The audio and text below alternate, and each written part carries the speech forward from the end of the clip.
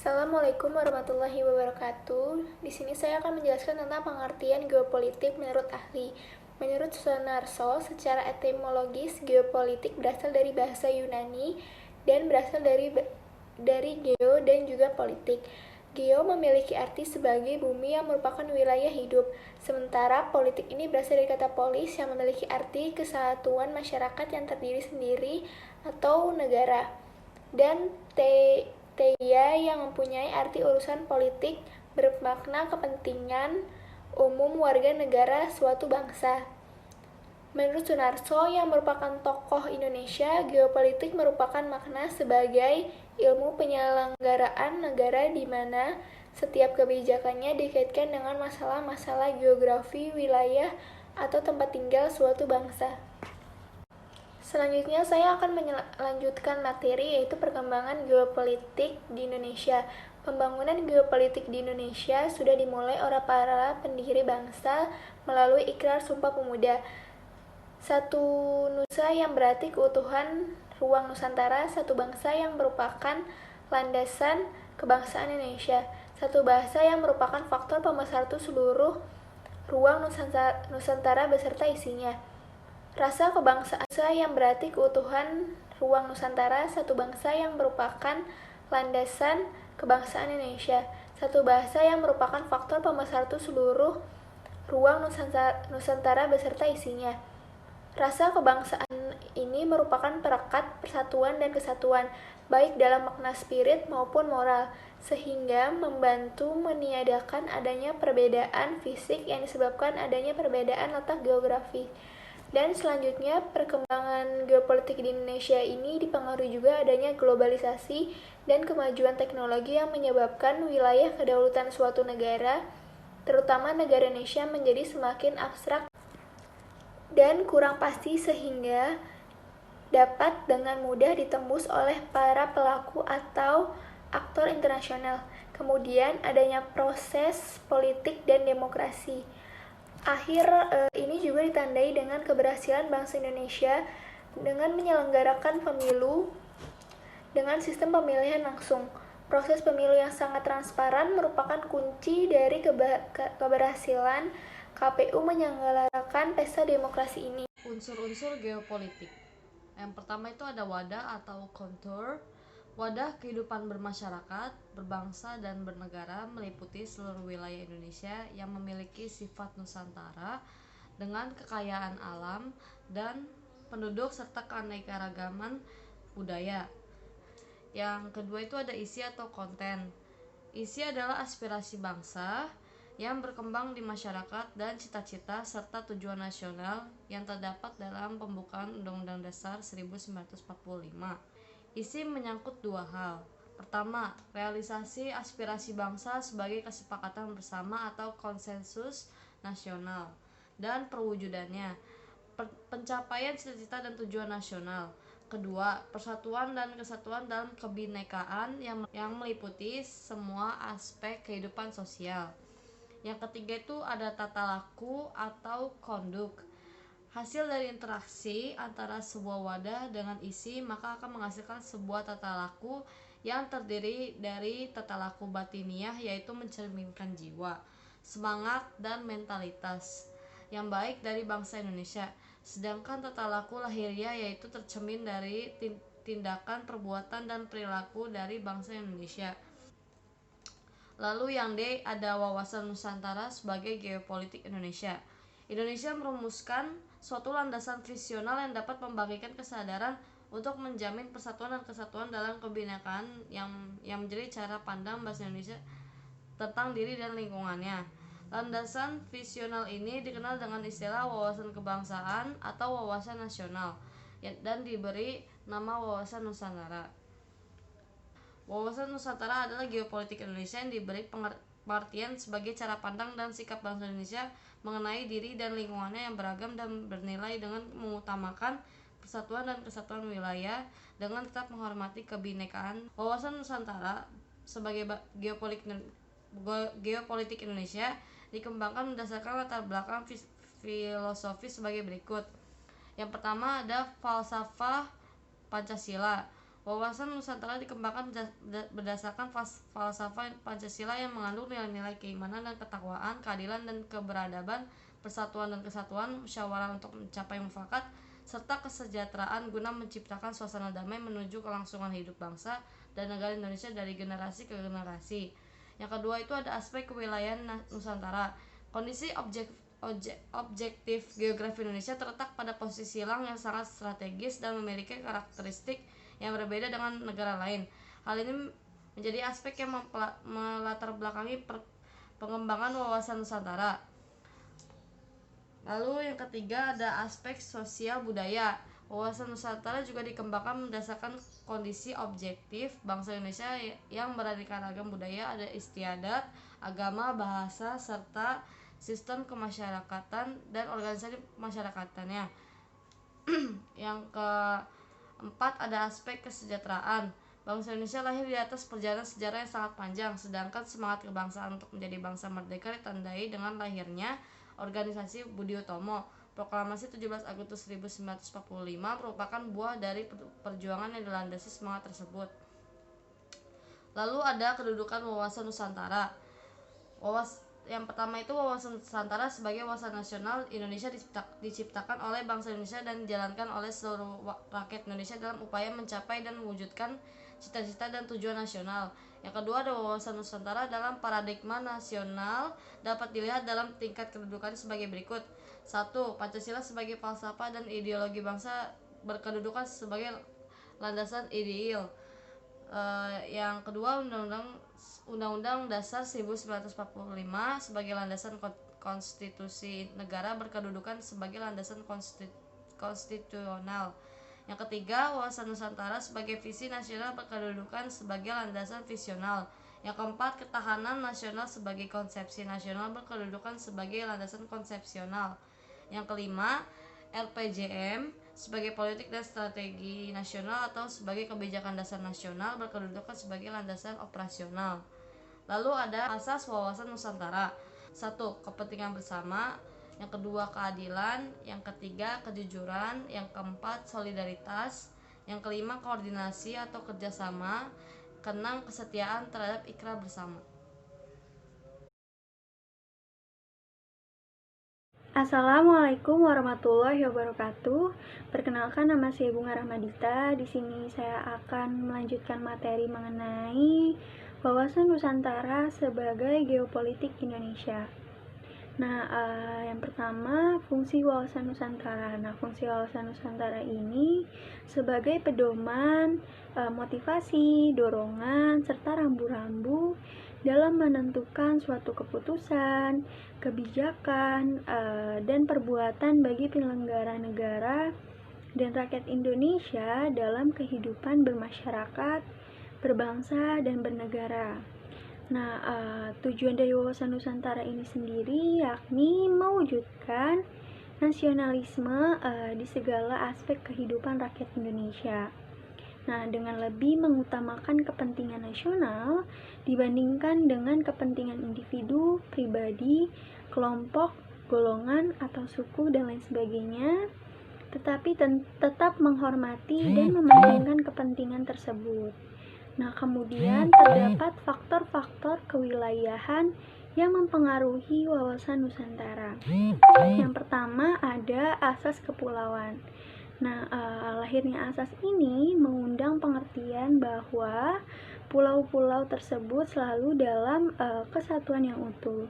Sementara tempat unsur perairan atau lautan antara pulau-pulau berfungsi sebagai unsur pemersatu atau penghubung dan bukan sebagai unsur pemisah.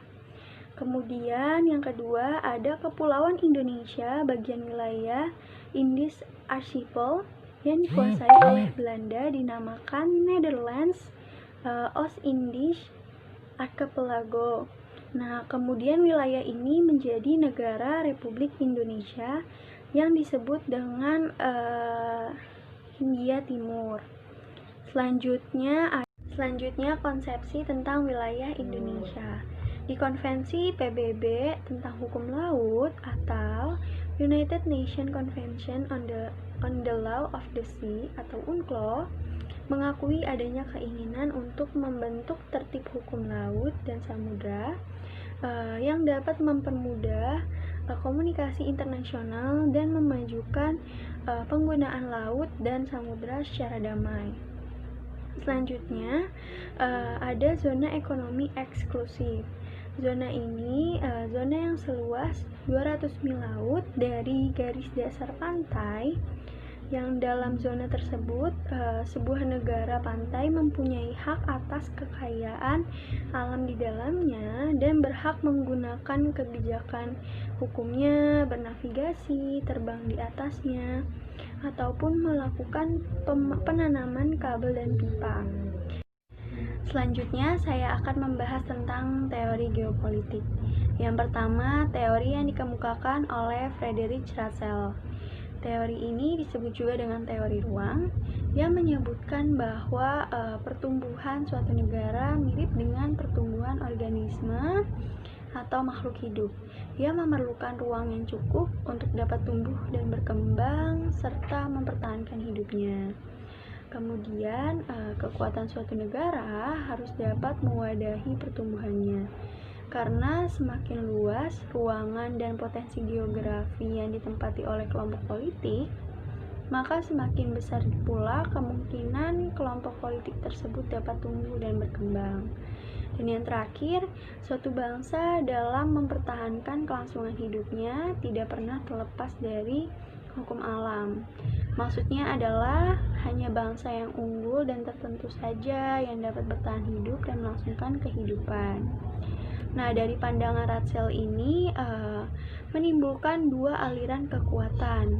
Yang pertama berfokus pada kekuatan di darat atau kontinental, dan yang kedua berfokus pada kekuatan di laut atau maritim.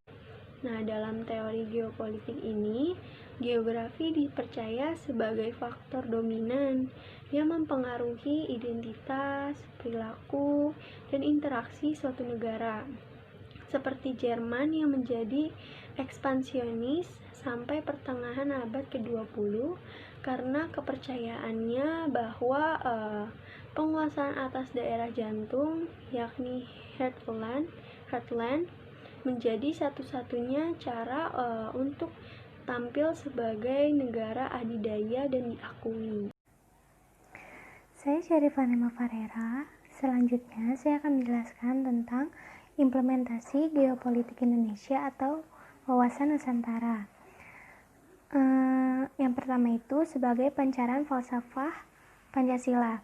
Falsafah Pancasila diyakini sebagai pandangan hidup bangsa Indonesia yang sesuai dengan aspirasinya.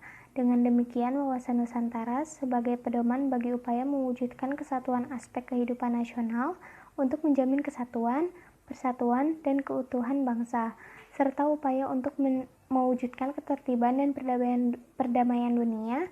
Dan wawasan Nusantara merupakan konsep dasar bagi kebijakan dan strategi pembangunan nasional. Selanjutnya, yang kedua ini ada pembangunan nasional. Pembangunan nasional ini dibagi menjadi 3 poin. Yang pertama ada perwujudan Kepulauan Nusantara sebagai satu kesatuan politik. Yang pertama itu ada kebulatan wilayah dengan segala isinya merupakan modal dan milik bersama bangsa Indonesia. Yang kedua, keanekaragaman suku, budaya, dan bahasa daerah serta agama yang dianut tetap sebagai kesatuan Indonesia. Yang ketiga, secara psikologis bangsa Indonesia merasa satu persaudaraan, senasib dan seperjuangan, sebangsa dan setanah air untuk mencapai satu cita-cita bangsa yang sama. Yang keempat, Pancasila merupakan falsafah dan ideologi pemersatu bangsa Indonesia yang membimbing ke arah tujuan dan cita-cita yang sama. Yang kelima, kehidupan politik di seluruh wilayah Nusantara sistem hukum nasional. Yang keenam, seluruh kepulauan Nusantara merupakan satu kesatuan sistem hubungan nasional. Yang ketujuh, bangsa Indonesia bersama bangsa-bangsa lain ikut menciptakan ketertiban dunia dan perdamaian abadi dan politik luar negeri bebas dan aktif. Yang kedelapan, kekayaan di seluruh wilayah Nusantara, baik potensial maupun efektif, adalah modal dan milik bangsa untuk memenuhi kebutuhan-kebutuhan di seluruh wilayah Indonesia secara merata. Yang kesembilan, tingkat perkembangan ekonomi harus seimbang dan serasi di seluruh daerah tanpa mengabaikan ciri khas yang dimiliki daerah masing-masing. Selanjutnya yang 10, kehidupan perekonomian di seluruh daerah Indonesia diselenggarakan sebagai usaha bersama dengan asas kekeluargaan dalam sistem ekonomi kerakyatan untuk kemakmuran rakyatnya. Selanjutnya, di poin kedua ini ada perwujudan Kepulauan Nusantara sebagai satu kesatuan pertahanan keamanan. Isinya yang pertama itu ada masyarakat Indonesia adalah satu bangsa yang harus memiliki kehidupan serasi dengan tingkat kemajuan merata dan seimbang sesuai dengan kemajuan bangsa. Isi yang kedua itu ada budaya Indonesia dengan pada hakikatnya adalah satu kesatuan dengan corak ragam budaya yang menggambarkan kekayaan bangsa Indonesia. Budaya Indonesia tidak menolak nilai-nilai budaya asing asalkan tidak bertentangan dengan nilai-nilai budaya bangsa sendiri dan hasilnya dapat dinikmati. Selanjutnya yang ketiga ada penerapan geopolitik Indonesia. Di sini yang pertama itu salah satu manfaat paling nyata dari penerapan wawasan Nusantara atau geopolitik Indonesia khususnya di bidang wilayah adalah diterimanya konsepsi Nusantara di forum internasional sehingga terjaminlah integrasi wilayah teritorial Indonesia. Laut Indonesia yang semula dianggap bebas menjadi bagian integral dari wilayah Indonesia. Di samping itu pengakuan terhadap landasan kontinen Indonesia dan ZII Indonesia menghasilkan pertambahan luas wilayah yang cukup besar. Selanjutnya yang kedua itu pertambahan luas wilayah sebagai ruang hidup tersebut menghasilkan sumber daya alam yang cukup besar untuk kesejahteraan bangsa Indonesia. Isi yang ketiga yaitu penerapan wawasan Nusantara atau geopolitik Indonesia dalam pembangunan negara di berbagai bidang tampak pada berbagai proyek pembangunan sarana dan prasarana komunikasi dan transportasi. Isi yang keempat, penerapan di bidang prasarana komunikasi dan transportasi. Isi yang keempat, penerapan di bidang sosial budaya terlihat pada kebijakan untuk menjadikan bangsa Indonesia yang Bhinneka Tunggal Ika tetap merasa sebangsa dan setanah air, senasib dan sepenanggungan dengan asas Pancasila. Isi yang terakhir, penerapan wawasan Nusantara di bidang pertahanan keamanan terlihat pada kesiapan dan kewaspadaan seluruh rakyat melalui sistem pertahanan keamanan semesta untuk menghadapi berbagai ancaman bangsa dan negara. Selanjutnya ada peranan geopolitik. Yang pertama itu berusaha menghubungkan kekuasaan negara dengan potensi alam yang tersedia. Yang kedua itu menghubungkan kebijakan suatu pemerintahan dengan situasi dan kondisi alam. Yang ketiga menentukan bentuk dan corak politik dalam dan luar negeri. Yang keempat menggariskan pokok-pokok haluan negara, misalnya pembangunan. Yang kelima berusaha untuk meningkatkan posisi dan kedudukan suatu negara berdasarkan teori negara sebagai organisme dan teori-teori geopolitik lainnya. Yang keenam, membenarkan tindakan-tindakan ekspansi yang dijalankan oleh suatu negara. Demikian presentasi yang bisa kami bawakan, kurang lebihnya mohon maaf. Wassalamualaikum warahmatullahi wabarakatuh. Kasus geopolitik di Indonesia. Yang pertama itu ada Gerakan Aceh Merdeka atau GAM yang telah sepakat untuk mengakui dan bergabung kembali dalam NKRI. Kelompok separatis politik atau KSP dan kelompok separatis bersenjata KSB atau TPN yang berinduk di bawah OPM di Papua, serta upaya pembentukan kembali Republik Maluku Selatan atau RMS melalui pembentukan organisasi RMS gaya baru yakni Forum Kedaulatan Maluku atau FKM. Hal tersebut tentu saja akan mengancam keutuhan wilayah geografis dan persatuan NKRI itu sendiri. Selanjutnya, isu keamanan teritorial, perbatasan dan pulau terluar. Dalam isu keamanan perbatasan, baik perbatasan darat maupun perbatasan laut, terdapat sejumlah permasalahan tapal batas wilayah yang harus segera diatasi. Isu keamanan perbatasan tersebut juga meliputi adanya kondisi pulau-pulau terluar yang berada dan berbatasan langsung dengan beberapa negara tetangga yang sesungguhnya berpotensi dapat lepas dari NKRI. Dan bila wilayah-wilayah tersebut tidak dipelihara dan tidak dijaga dengan baik, dapat berpotensi untuk keluar dari wilayah NKRI yang ada.